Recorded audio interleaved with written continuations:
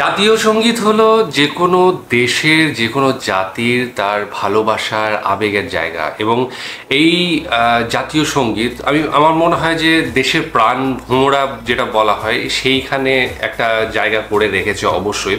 কারণ যখনই আমরা বাইরের দেশে যাই এবং যখনই বিশেষ করে ক্রিকেট বা ফুটবল বা অ্যাথলেটিক্স যে ধরনেরই খেলা বলো বা অন্যান্য বিষয়ে বলো, যখন জাতীয় সঙ্গীত ওই পোডিয়ামে ওঠার পরে হয়তো দেখা গেলো ফার্স্ট হয়েছে, সেকেন্ড হয়েছে, তখন যখন পোডিয়ামে ওঠার পরে জাতীয় সঙ্গীতটা বাজে না, তখন একটা গর্বে বুক চড়া হয়ে যায়, অনেক সময় চোখের জল বেরিয়ে আসে এই ধরনের, বা গায়ে কাঁটা দেওয়া সেই জিনিসটা হয়। এবং এইটা থেকেই কিন্তু দেশের প্রতি যে ভালোবাসা, দেশের প্রতি যে আনুগত্য, সেইটা কিন্তু প্রকাশ পায়।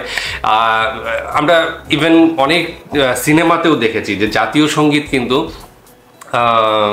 আমাদের গায়ে কাঁটা দিয়ে দিয়েছে। সিনেমায় যখন গানটা বাজছে, বা তুমি বলো বাংলাদেশের বলো আমার সোনার বাংলা যেটা, বা আমাদের ভারতবর্ষে যেটা জনগণমন, যখনই এইগুলো বাজে তখন কিন্তু একটা আলাদা শিহরণ জেগে যায়, মানে শিরায় শিরায়, মানে প্রত্যেকটা শিরায় রক্তের এত সঞ্চালন হয়, একটা আলাদা অনুভূতিটাই আলাদা হয়ে যায়। যাই হোক, এই জাতীয় সঙ্গীত নিয়ে কিন্তু অধুনা যে বাংলাদেশে একটা বিপ্লব ঘটে গেল, বিশেষ করে ছাত্র আন্দোলনের পর থেকে, এবং নতুন সরকার যখন থেকে এসেছে তখন থেকে কিন্তু একটা পরিবর্তন, জাতীয় সঙ্গীত পরিবর্তনের একটা গুঞ্জন শোনা যাচ্ছে, এবং সেটা মানে যত দিন যাচ্ছে তত কিন্তু প্রকট হচ্ছে সেই জায়গাটা। এবং আগামী দিনে হয়তো বা আমরা আরও মানে সেই ব্যাপারটা আরও বেশি করে পরিলক্ষিত করতে পারবো। তবে এখন যেটা বুঝতে পারছি, বিভিন্ন কমেন্ট সেকশন দেখছি, বিভিন্ন জায়গায় সোশ্যাল মিডিয়াতে দেখছি, এইটা নিয়ে কিন্তু প্রচুর আলোচনা হচ্ছে, আর যার ফলে আমাদের এই ভিডিওটা আজকের নিয়ে আসতে বাধ্য করেছো তোমরা, অনেকেই এটা সাজেস্ট করেছো। কোটা সংস্কার দিয়ে শুরু করা আন্দোলন শেষ হয় স্বৈরাচার পতন আন্দোলনে গিয়ে। এরপর অলিখিতভাবে শুরু হয় রাষ্ট্র সংস্কার। এর ধারাবাহিকতায় রাষ্ট্রের বিভিন্ন স্তরে বিভিন্ন পরিবর্তন আনা হচ্ছে। 1971-এর ধারাবাহিকতা বজায় রেখে সংবিধান পরিবর্তনের পক্ষেও অন্তর্বর্তী সরকার, সঙ্গে নতুন মাত্রা যোগ করেছে সাবেক একজন সেনা কর্মকর্তার দাবির ভিত্তিতে জাতীয় সঙ্গীত পরিবর্তনের বিষয়টি। সামাজিক যোগাযোগ মাধ্যমেও চলছে এ নিয়ে জোর আলোচনা। তবে জাতীয় সঙ্গীত পরিবর্তনের দাবি ও চেষ্টা এবারই প্রথম নয়। এ যাবৎ বাংলাদেশের জাতীয় সঙ্গীত পরিবর্তনের যত উদ্যোগের খবর জানাচ্ছেন সহকর্মী ইমতিয়াজ আলম।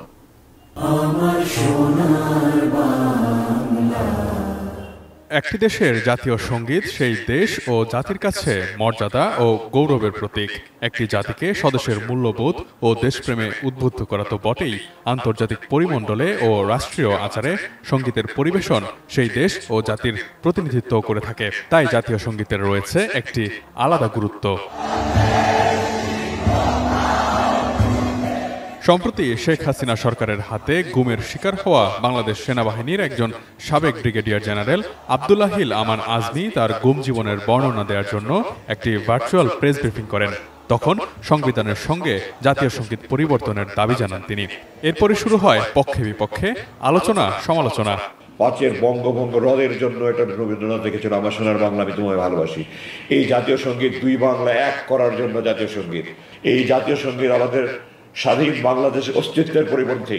আমি জোর দাবি জানাচ্ছি নতুন জাতীয় সঙ্গীত আমাদের তৈরি করা হোক।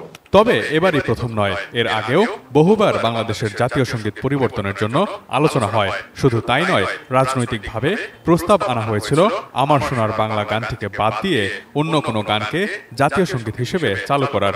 রাজনীতি বিশ্লেষকরা জোর গলায় বলছেন, জাতীয় সঙ্গীত প্রথম পরিবর্তনের উদ্যোগ নেয় বঙ্গবন্ধুর সপরিবারে হত্যার পরিকল্পনায় জড়িত খন্দকার মোশতাক আহমেদের সরকার। ৭৫-এর 15ই আগস্ট জাতির পিতাকে সপরিবারে হত্যার পর রাষ্ট্রপতির আসনে বসানো হয় খন্দকার মোশতাক আহমেদকে। ক্ষমতায় বসেই মোশতাক জাতীয় সঙ্গীত পরিবর্তনের লক্ষ্যে উচ্চ পর্যায়ের একটি কমিটি গঠন করেন। ঢাকা বিশ্ববিদ্যালয়ের বাংলা বিভাগের অধ্যাপক ডক্টর দীন মোহাম্মদকে ওই কমিটির চেয়ারম্যান করা হয়। কমিটিকে বলা হয় 1 মাসের মধ্যে নতুন কোনো সঙ্গীতকে জাতীয় সঙ্গীত হিসেবে প্রস্তাব করতে। এ বিষয়ে 3টি বৈঠকের পর সেই কমিটি দুটো গানের একটিকে জাতীয় সঙ্গীত করার প্রস্তাব করে প্রতিবেদন জমা দেয়। গান দুটো হলো জাতীয় কবি কাজী নজরুল ইসলামের চল চল চল এবং ফরুক আহমেদের পাঞ্জেরি কবিতা। কিন্তু ওই সময়ের কু পাল্টা কুতে ওই প্রস্তাবের হালে আর পানি পড়েনি। জাতীয় সঙ্গীত পরিবর্তনের দ্বিতীয় উদ্যোগ নেওয়া হয় 1979 সালের 30 এপ্রিল।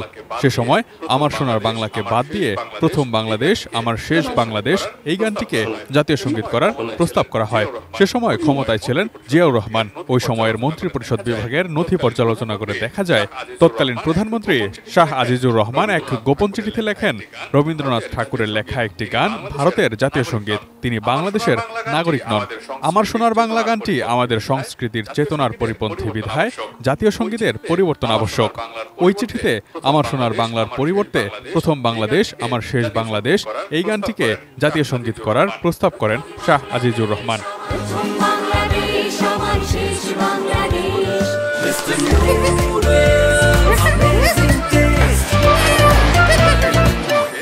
প্রধানমন্ত্রীর ওই চিঠি পেয়ে মন্ত্রিপরিষদ বিভাগ রেডিও, টেলিভিশন এবং সব সরকারি অনুষ্ঠানে প্রথম বাংলাদেশ গানটি প্রচারের নির্দেশনাও জারি করে।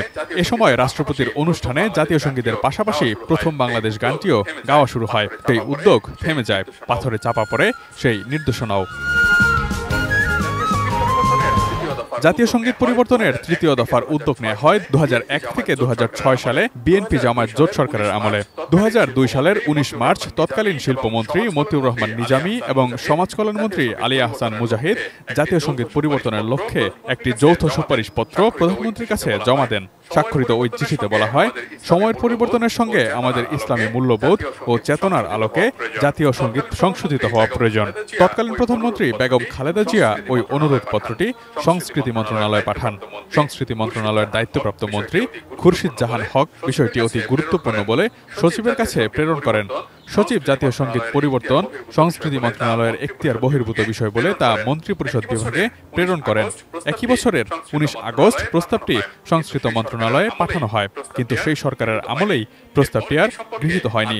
এরপর এ সম্পর্কে আর কোনো তৎপরতা নথিতেও পাওয়া যায়নি। প্রসঙ্গত, জাতীয় সঙ্গীত অপরিবর্তনীয় বলে কোনো আইন নেই। বিভিন্ন দেশে জাতীয় সঙ্গীত বিভিন্ন প্রেক্ষাপটে পরিবর্তিত হওয়ার উদাহরণও রয়েছে। 2006 সালে নেপালের জাতীয় সঙ্গীত পরিবর্তন করা হয়। নাৎসিবাদকে উৎসাহিত করে এমন ইঙ্গিত রয়েছে অভিযোগে জার্মানির জাতীয় সঙ্গীতের কয়েকটি লাইনেও পরিবর্তন আনা হয়। বর্ণবাদী শাসনের যুগ শেষ হলে 1997 সালে দক্ষিণ আফ্রিকার জাতীয় সঙ্গীতও পরিবর্তন করা হয়। সাদ্দাম হোসেনের পতনের পর 2004 সালে নতুন একটি সঙ্গীতকে ইরাকের জাতীয় সঙ্গীত হিসেবে সাময়িকভাবে নির্বাচিত করা হয়। তারা এখনও নতুন জাতীয় সঙ্গীত খুঁজছে।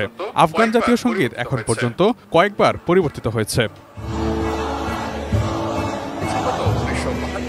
প্রসঙ্গত, 1972 সালের জানুয়ারিতে বঙ্গবন্ধু শেখ মুজিবুর রহমান দেশে ফেরার পর আমার সোনার বাংলার প্রথম 10টি লাইন বাংলাদেশের জাতীয় সঙ্গীত রূপে আর দ্বিজেন্দ্রলাল রায়ের ধনধান্য পুষ্পভরা জাতীয় গীত হিসেবে গৃহীত হয়।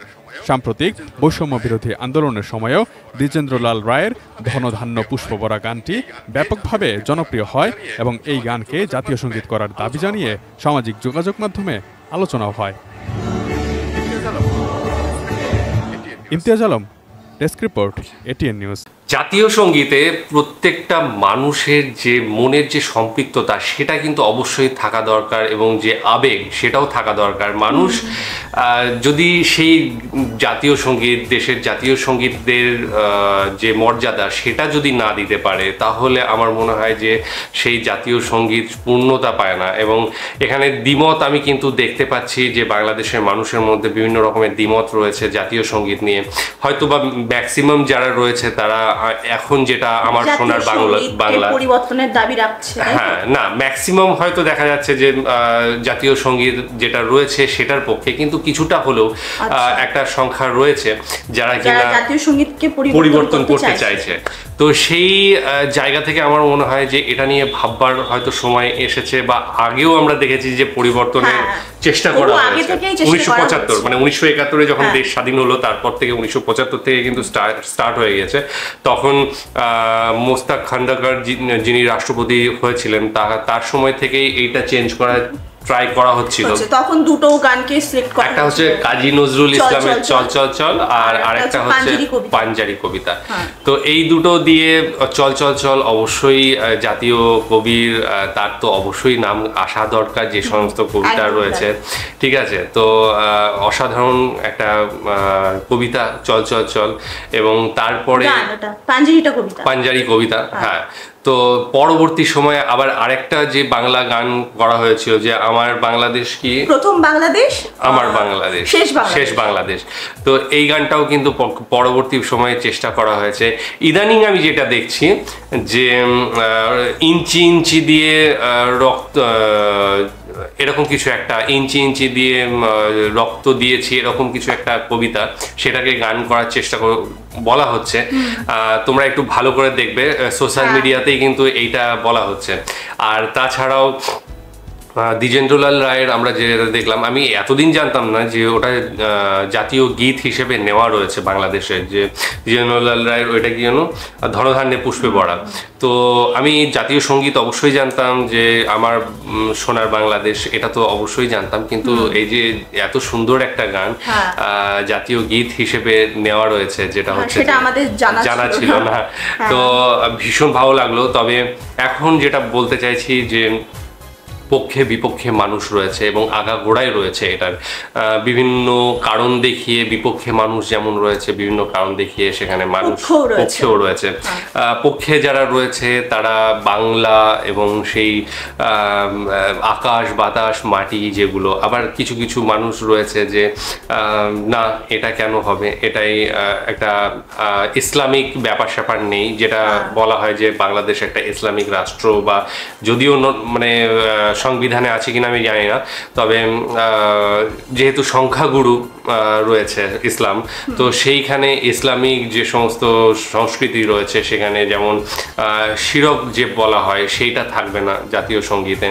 এবং তারপরেও বিভিন্ন জায়গায় আমরা দেখেছি যে জাতীয় সঙ্গীত এমন নয় যে চেঞ্জ হয়নি, বিভিন্ন জায়গায় চেঞ্জ হয়েছে, যেটা বলা হলো অধুনা, যেটা নেপালে চেঞ্জ হয়েছে 2006 সালে হয়েছে, এবং জার্মানিতে দু একটা লাইন চেঞ্জ করা হয়েছে। জাতীয় সঙ্গীত পরিবর্তনের উদাহরণ অন্যান্য দেশেও আমরা পেয়েছি।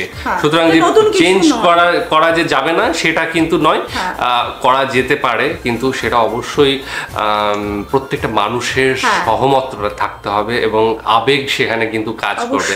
আমরা দেখেছি যে ছোট থেকে আমরা যখন বড় হই না, ওই যে ছোটতেই কিন্তু আমরা ওইটা বুকে নিয়ে নিই যে জাতীয় সঙ্গীত এটা, এবং তার জন্যই কিন্তু গায়ে কাঁটা দেওয়াটা এবং শিহরণ জায়গাটা এটা কিন্তু হয়ে থাকে যখনই প্রত্যেকটা মানুষের যখনই নিজের নিজের দেশের ওই গানটা বাজে, তখন কিন্তু ওই যে বললাম ভেতরে যে একটা মানে উদ্বেল যে ব্যাপারটা সেইটা কিন্তু হয়, আর সেটা হওয়া স্বাভাবিক, কারণ ছোট থেকেই আমরা বড় হচ্ছি সেই গানটাকে মর্যাদা দিয়ে সম্মান দিয়ে সেটাকে আমরা সেই চোখেই দেখি, আর সেজন্যই কিন্তু এত কিছু মানে শরীরের ভেতর, আমি যখন বলছি সত্যি বলছি আমার ভিতরেও কাটা দিচ্ছে যে এই রকমটাই হয় এবং এই রকমটা হওয়া উচিত। আর তার জন্যই প্রত্যেকটা মানুষের মানে যাতে দ্বিমত না থাকে এবং অবশ্যই সেটা সর্বজন গ্রাহ্য হতে হবে এবং সেটা অবশ্যই প্যাট্রিয়টিক সং হতে হবে। আর বাকি বিশেষ কিছু বলার নেই। ভালো লাগলো ভিডিওটা এবং দেখে জানতে পারলাম যে এর আগে ইতিহাস জানতে পারলাম যে জাতীয় সঙ্গীত নিয়ে কিন্তু চেঞ্জ করার চেষ্টা হয়েছে, এই যে প্রথম এটা তা নয়, ঠিক আছে। তো যাই হোক, ও ফার্স্ট টাইম দেখছে যেহেতু জানা ছিল না, হ্যাঁ ভিডিওটির মাধ্যমে আমি জানতে পারলাম একদম। তো আস্তে আস্তে অনেক কিছুই জানতে পারবে। যাই হোক, তোমাদের কেমন লেগেছে জানাবে। তোমাদের অবশ্যই ডেসক্রিপশন বক্সে লিঙ্ক দিয়ে রাখবো, সেখানে গিয়ে অরিজিনাল ভিডিওটা দেখো। আর কমেন্ট সেকশনে অবশ্যই তোমাদের কমেন্টসগুলো করো, কমেন্টস খুব ভালো লাগে তোমরা যখন করো এবং সেগুলো অবশ্যই পড়ি।